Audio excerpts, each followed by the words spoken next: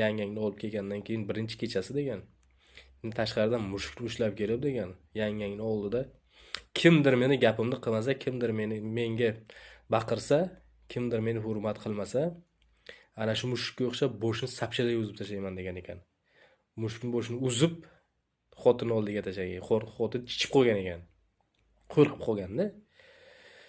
Uka bu gapni eshitgandan keyin borib mushukni olib kelibdi-yu, xotinning oldiga kechasi shunaqa baqirib, kimdir degan meni gapimni qilmasa, meni hurmat qilmasa, menga baqirsa degan mana shu mushukni boshini sapchida uzib tashlayman deb mushukning boshini uzib tashlab xotinning oldiga tashlasa, xotin kulibdi. Ha, nimaga kulyapsan desa agar, dadasi degan ekan, bu ishni birinchi kechasi qilish kerak ekan dedi.